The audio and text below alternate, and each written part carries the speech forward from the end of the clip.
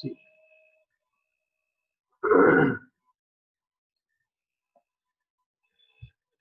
we have seen. Okay, I welcome all of you to the Suraj Group of Schools online class. Today we will be discussing the next lecture of friction, lecture 2. This what we were discussed already, static friction.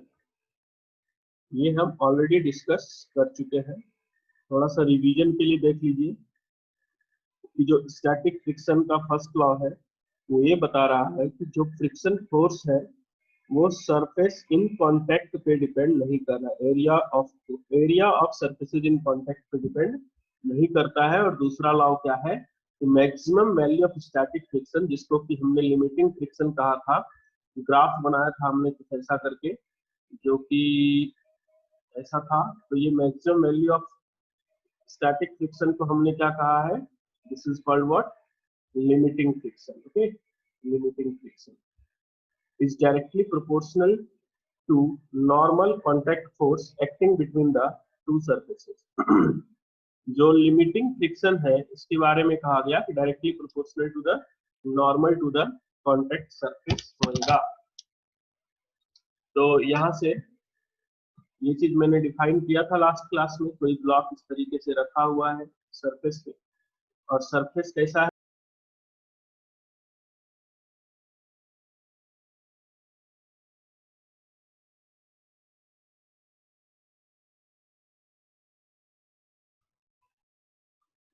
hello everyone, is the audio available to all of you?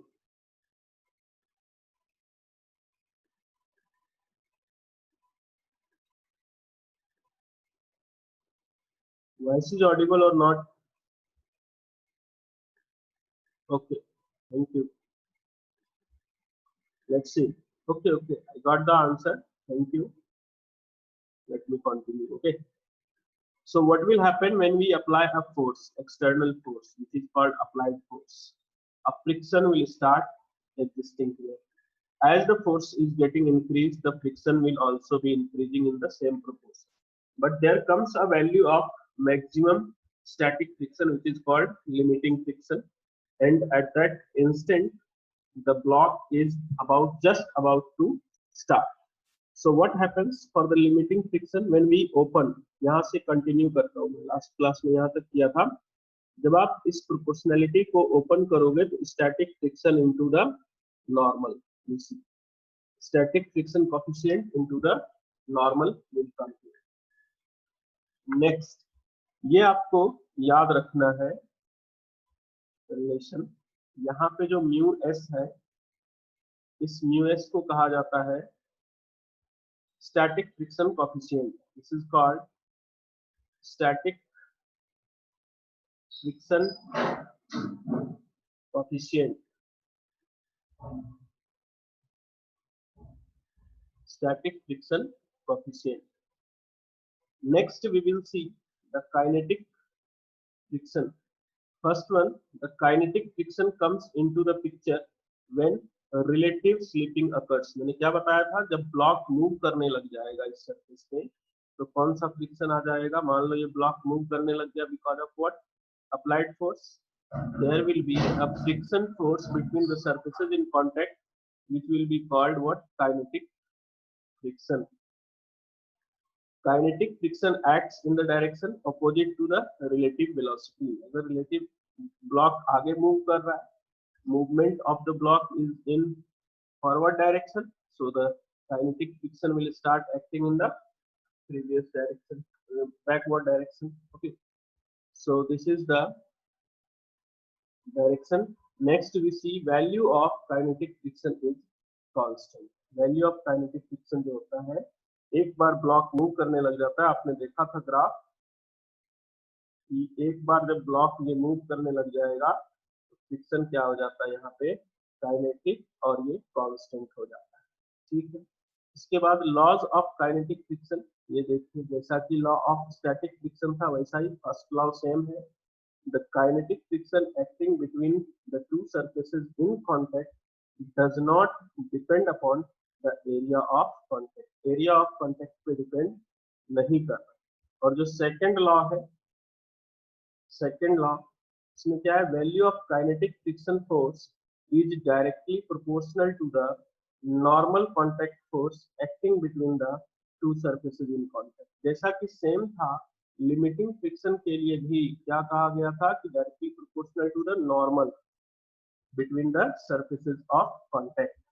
Similarly kinetic friction को आप F के से लिख सकते हो। F के यहाँ पे क्या दिया गया आपको, it is proportional to the normal between the surfaces in contact and the magnitude of kinetic friction you will get here is equals to mu k times L. What is the mu k here? Mu k is the coefficient of kinetic friction. Okay, so now I will come to the discussion. Like I'll have few notes. If we see the note here,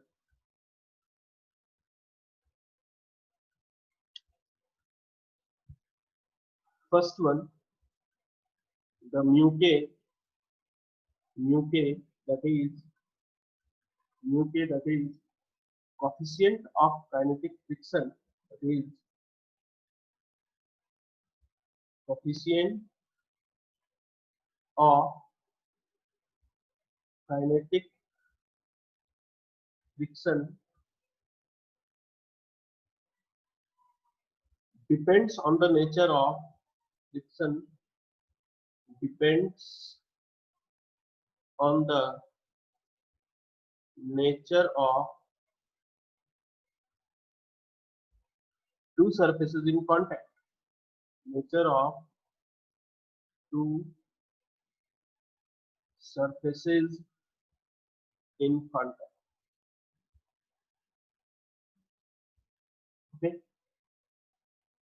surface के nature पे depend करेगा। Like आप marble की बात करो, किसी block को एक मार्बल के सरफेस पे या फिर अपने घर की फ्लोरिंग पे आप इसको अगर यदि कोई फोर्स अप्लाई करते हो और यहाँ जो फ्रिक्शन आएगा, मतलब इस सरफेस का जो कोफिशिएंट होगा म्यू के, वो डिफरेंट होगा अगर आप किसी गली के गांव के सड़कों पे जाओ, है ना, तो वहां पर जो म्यू के आएगा कोफिशिएंट ऑफ काइनेटिक फ्रिक्शन वो अलग होगा। मतलब म्यू के depends on the nature of the two surfaces in contact. Generally क्या होता है, जनरली मतलब हमेशा ही आप इतना मान लो, in general you can say the static friction coefficient becomes greater than or equal to the kinetic friction coefficient. इतना याद रखना। थर्ड नोट लिखता हूं मैं, थर्ड नोट लिख देता हूं। When the two surfaces in contact are made, when the two surfaces in contact, when the two surfaces in contact are made, exceptionally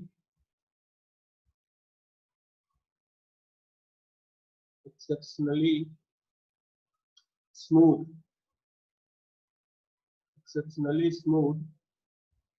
then the friction force,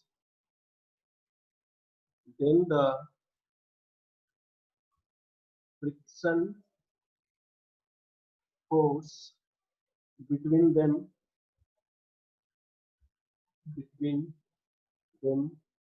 exceptionally rises,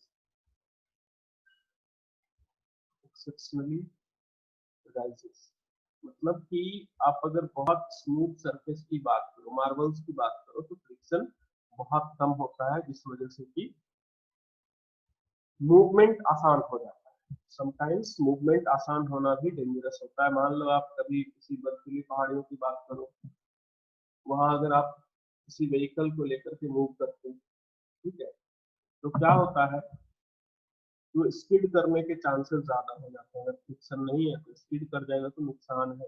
friction का होना भी अच्छा है और ना होना भी अच्छा है।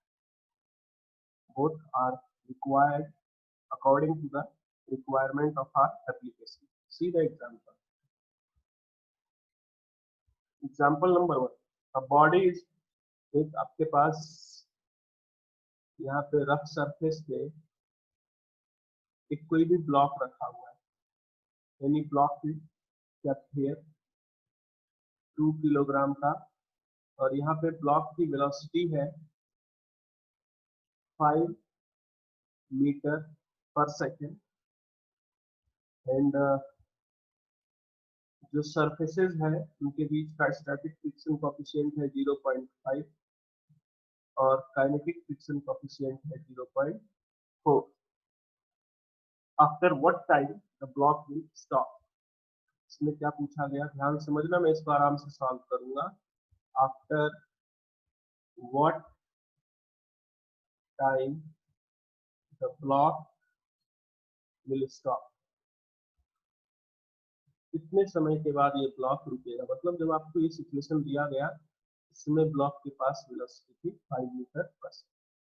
अब समझने की बात ये, जब ब्लॉक मूव नहीं कर रहा होता है तब स्टैटिक फ्रिक्शन एग्जिस्ट करता है.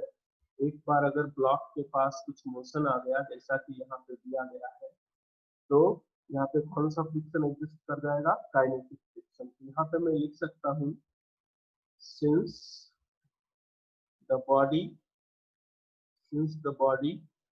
is since the body is moving, so there is kinetic friction. So there is kinetic friction. There is kinetic friction acting between the surfaces. ठीक है. अब क्या करना है, कोई भी फोर्स और बॉडी का सिस्टम हो तो हमें क्या करना होता है, एफबीडी बनाते हैं. देखते हैं एफबीडी बना के इस ब्लॉक का क्या चल रहा है. यहाँ पे this is 2 kilogram of block and a normal is acting here and its mg, that is 20 Newton. And block आगे जा रहा है. अभी अभी हमने क्या देखा था, यहाँ पे काइनेटिक फ्रिक्शन की प्रॉपर्टी में वैल्यू ऑफ ये वाला पॉइंट देखना क्या है, kinetic friction acts in the direction opposite to the relative velocity. कोई भी फोर्स काइनेटिक हो या स्टैटिक हो हमेशा मोशन को अपोज ही करता है. तो यहाँ पे क्या आ जाएगा, एक काइनेटिक फ्रिक्शन आ जाएगा. और अभी इस वेलोसिटी का, इस टाइम की t इक्वल्स टू 0 की बात करें, जो टाइम पे मेरे को ये ब्लॉक दिया गया है, इस ब्लॉक की वेलोसिटी है 5 मीटर पर सेकंड. तो एफ के की वैल्यू अपने को पता है क्या होती है, mu K times N. What is mu K given, mu K is 0.4. Normal क्या हो जाएगा, M G 2 into 10, so it is 8 newton. 8 newton का फोर्स इस पे बैकवर्ड डायरेक्शन में लग रहा है. तो इस 8 न्यूटन के फोर्स को आप इस पे 2 किलोग्राम के ब्लॉक पे बैकवर्ड डायरेक्शन में अप्लाई कर दो. इसका मतलब इस पर्टिकुलर इंस्टेंट पे इसके पास क्या है, रिटार्डेशन. रिटार्डेशन मतलब आप सीधा सा सोचो कि किसी भी ऑब्जेक्ट को आप कुछ वेलोसिटी देते हो किसी सरफेस पे, थोड़े दूर चल के वो रुक जाता है. रुकने का मतलब सरफेस क्या कर रहा है, इसके वेलोसिटी को डिक्रीज कर रहा है. जो आपने वेलोसिटी दी वो धीरे धीरे डिक्रीज हो रही है. इसका मतलब there is the friction acting between the surface and the object. तो वो क्या करेगा, एक तरीके का रिटार्डेशन प्रोड्यूस करेगा. रिटार्डेशन क्या लिखोगे, तो kinetic friction divided by the mass. So kinetic friction, अब नेगेटिव वैल्यू मेरे को लिखना होगा. तो काइनेटिक फ्रिक्शन कितना हमने कैलकुलेट किया, 8 newton divided by 2, that is -2 metre per second square से इसकी वेलोसिटी, मतलब 2 मीटर पर सेकंड स्क्वायर से इसकी वेलोसिटी डिक्रीज होगी. नेगेटिव साइन का मतलब क्या है, वेलोसिटी डिक्रीजेस. अब आपको क्या करना है, v equals to u plus 80 use करो. इसने बोला कब स्टॉप हो जाएगा, तो फाइनल वेलोसिटी 0. अभी की वेलोसिटी कितनी है, इसको कितनी वेलोसिटी दी गई है अभी देखना, 5 मीटर पर second. So initial velocity is 5 minus twice of t. So the time taken by the block to come into the rest is 5 by 2, that is 2.5 seconds. This is the answer. This is the answer for the previous this question. Now come to the other question. Very good questions will be there. We should analyze these questions carefully. You have again one block placed on a rough surface, and the mass of the block is given 2 kg, and a force of 6 Newton is applied externally, and the behavior of the surface is under the static friction 0.5 and under the kinetic friction is 0.4. Someone has texted something, I will check क्या परेशानी है. Sir acceleration -4. अच्छा हाँ, इसमें 8/2 तो acceleration -4 हो जाएगा ना. 8/2 इज एक्सेलरेशन -4. यहाँ पे आंसर में थोड़ा चेंज आ जाएगा. This one will be 1.25. Okay, देखिए इस क्वेश्चन में बहुत अच्छे आपने ध्यान दिया, वेरी गुड. इसका सॉल्यूशन आपको क्या फाइंड करना है, calculate the amount of friction force acting on the block. Calculate amount of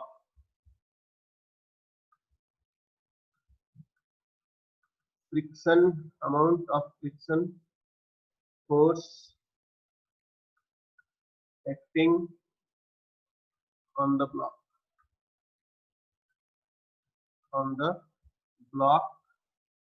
Also find the acceleration of the block. ये आपको करना है. देखो सबसे पहली बात, जब भी कभी फ्रिक्शन पे ऐसा सवाल पूछा जाए कि फ्रिक्शन फोर्स बताओ या फिर एक्सेलरेशन बताओ, ओके, फ्रिक्शन फोर्स बताओ या फिर एक्सेलरेशन बताओ, तो ऐसे प्रॉब्लम के लिए आप क्या करो, पहले चेक करो कि ब्लॉक यहाँ पे मूव कर रहा है या नहीं. तो पहले मैं चेक करता हूँ कि ये ब्लॉक मूव कर रहा है. इसका मतलब समझना ध्यान से, ब्लॉक के मूव करने की पॉसिबिलिटी है या नहीं. चेक करने के लिए आपको क्या करना होगा, तो आपको बताना होगा कि मैक्सिमम फ्रिक्शन कितना है. स्टैटिक फ्रिक्शन का जो मैक्सिमम वैल्यू है वो कितना है, पहले ये फाइंड करते हैं. मैक्सिमम वैल्यू कितना होता है, न्यू एस टाइम्स नॉर्मल, और नॉर्मल यहाँ क्या हो जाएगा, mg 20. न्यू एस की वैल्यू पुट कर दो 0.5, मास की value 2, g is 10. so this is what the 10 Newton. तो 10 न्यूटन का एक इस पे रिटार्डिंग फोर्स लग रहा है. फोर्स इस पे 10 न्यूटन का पीछे की डायरेक्शन में एक्ट कर रहा है, और इस पे आपने एक्सटर्नली फोर्स लगाया हुआ है कितना, 6 न्यूटन. मतलब जो रोकने वाला फोर्स है, रोकने वाला फोर्स जो है वो अप्लाइड फोर्स से ज्यादा है. इट मींस यहाँ पे आप लिख सकते हो, since the limiting value of friction is greater than the force applied, hence the block will not move. Block move ही नहीं कर रहा है, यहाँ पे ब्लॉक विल नॉट मूव. और जब ब्लॉक मूव नहीं करता है देन क्या लिखते हो आप, friction force, then the friction is static. Then the friction is static. Friction कैसा हो जाता है, जब ब्लॉक मूव नहीं करेगा तो स्टैटिक होगा. और स्टैटिक फ्रिक्शन की मैग्नीट्यूड मैंने ग्राफ में आपको क्या बताया था, एफ अप्लाइड के मैग्नीट्यूड के इक्वल. मतलब मूव नहीं कर रहा है तो एफ अप्लाइड 6 न्यूटन है, इतना ही फोर्स एग्जिस्ट करेगा यहाँ पे ब्लॉक। जब तक कि ब्लॉक मूव नहीं करता है तब तक फ्रिक्शन और अप्लाइड फोर्स सेम प्रोपोर्शन में वेरी करते हैं। लाइक ये एक्स एक्सिस क्या था, F applied, up to this position the block is not moving, so if you see the relation between F applied and F friction you will find it is a similar value. This is what the limiting है। तो जब तक आपका applied force से बड़ा रहेगा ये friction force तब तक ब्लॉक मूव नहीं करेगा। और फ्रिक्शन कैसा होगा, static. Friction is static in nature, लिख देता हूँ मैं यहाँ पे। फ्रिक्शन का नेचर कैसा रहेगा, स्टैटिक। और स्टैटिक फ्रिक्शन क्या होता है, अप्लाइड फोर्स के इक्वल। आप देख सकते हैं अपने क्वेश्चन में the applied force given is what, 6 Newton. तो अब ब्लॉक मूव नहीं कर रहा है, अब आपको फ्रिक्शन फोर्स 6 न्यूटन पता चल गया और ब्लॉक जब मूव नहीं कर रहा है तो एक्सीलरेशन क्या लिखोगे, 0। ओके, तो एक बार मैं इन पूरे कॉन्सेप्ट कंक्लूड करता हूं। तो I will write the conclusion जो हम लास्ट क्लास से अभी तक डिस्कस कर रहे हैं फ्रिक्शन के बारे में, इसके बारे में कंक्लूजन लिखते हैं। कंक्लूजन है कि मान लो कि ये ब्लॉक है अपने पास, ओके, एक रफ सरफेस पे रखा हुआ है। सरफेस इज रफ, रफ का मतलब कुछ फ्रिक्शन होगा यहाँ पे, म्यू एस डिफाइन होगा सरफेस का, म्यू के डिफाइन होगा। उसके बाद इस पे फोर्स हमने अप्लाई कर दिया, F applied is there, okay, and a force of friction will start existing here। F लिख लेता हूँ मैं, फ्रिक्शन। पहला पॉइंट ये है कि जब मैं applied force, when the applied force is 0, मतलब कोई भी अप्लाइड फोर्स नहीं अप्लाई करूँ तो ब्लॉक स्टैटिक रहेगा, फ्रिक्शन स्टैटिक रहेगा। तो यहाँ से आपको जो फ्रिक्शन फोर्स है वो मिलेगा 0। ये एफ मैंने क्या कंसीडर किया है, फ्रिक्शन फोर्स। देखते हैं कैसे कैसे वेरिएशन होता है इस फ्रिक्शन फोर्स में। सेकेंड पॉइंट, अगर ऐसा हो कि जो आपने अप्लाइड फोर्स, जो भी फोर्स अप्लाई किया है वो इस फ्रिक्शन फोर्स से कम हो गया तो बॉडी मूव ही नहीं कर पाएगा। then the body remains then the body remains at rest। अब ये बॉडी मूव नहीं कर रहा है तो फ्रिक्शन फोर्स की मैग्नीट्यूड कितनी हो जाएगी, it will be of the magnitude of applied force. और नेचर कैसा होगा इसका, static, it is of static friction फाई। नेक्स्ट क्या हुआ कि आपने और बढ़ाया अप्लाइड फोर्स, धीरे धीरे आप अप्लाइड फोर्स इंक्रीज करते चले जा रहे हो। एक अप्लाइड फोर्स की वैल्यू आपने ऐसी अचीव कर ली जो कि स्टैटिक फ्रिक्शन के मैक्सिमम वैल्यू के इक्वल है, लिमिटिंग फ्रिक्शन, ठीक है। Magnitude of applied force you have achieved the magnitude of limiting friction. Then the body is at rest, अभी भी ऑब्जेक्ट रेस्ट में ही है। Then the body is at rest, अभी भी रेस्ट में, अभी मूव नहीं किया हुआ है, but it is just about to move। ये मूव नहीं किया है लेकिन ये मूव करने ही वाला है। फिर इसको हम कंटिन्यू करते हैं आगे के लेक्चर में, आगे के स्लाइड में देखिए।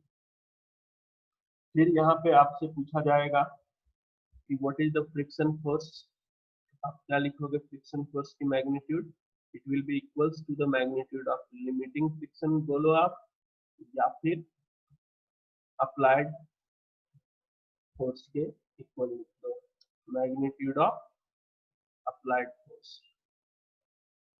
Okay, magnitude of applied force. और उसके बाद आखिरी पॉइंट आ जाता है अपने पास कि आपने और बढ़ाया अप्लाइड फोर्स की वैल्यू को और इसको इंक्रीज करते हुए आपने फ्रिक्शन के लिमिटिंग वैल्यू से इंक्रीज कर दिया।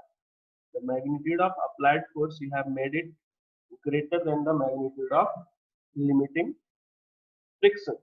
तो क्या होता है कि अब बॉडी मूव करना स्टार्ट कर देगा। Then the body starts moving. Then the body starts moving. Okay,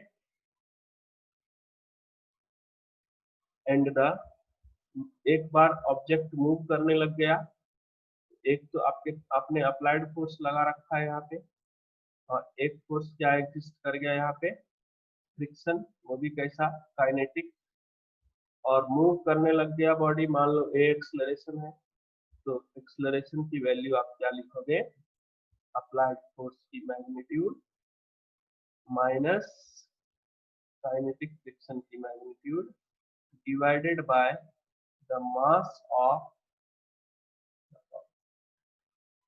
ये आ जाएगा आपके पास एक्सलरेशन। एक्सलरेशन हमने कब कैलकुलेट किया, जब ब्लॉक मूव करने लग गया। ब्लॉक एक बार मूव करने लग गया, द फ्रिक्शन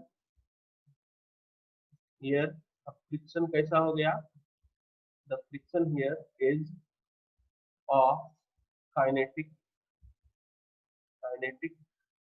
नेचर। कैसा बिहेवियर हो गया फ्रिक्शन का, kinetic. Okay, so remember these things, this is the analysis. If you have any doubt, you can ask me. We will then move to the next question. I will write the next question.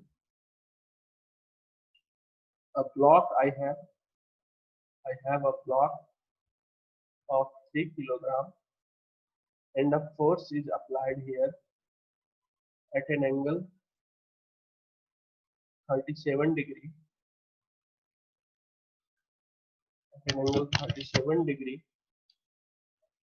with respect to horizontal, and the mu given is 0.4. Find the minimum force to move the block. Question is, find the minimum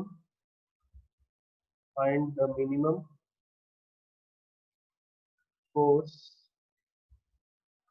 to move the block. To move the block. Okay. So one question you may raise here, that in this question the coefficient of friction is given mu equals to 0.4. So how will we know that this is the kinetic or static? तो आपको ऐसा कुछ भी नहीं सोचना है, हमें पता है काइनेटिक फ्रिक्शन कोएफिशिएंट से जस्ट बड़ा या फिर इक्वल होता है स्टैटिक फ्रिक्शन कोएफिशिएंट। जब एक ही वैल्यू दी गई हो, ध्यान से सुन लो मेरी बात, जब म्यू की एक ही वैल्यू दी गई हो तो वैसे केस में आप क्या करोगे, mu S equals to mu K equals to mu use करोगे। I will give you 1 minute to solve this question. All of you please attempt.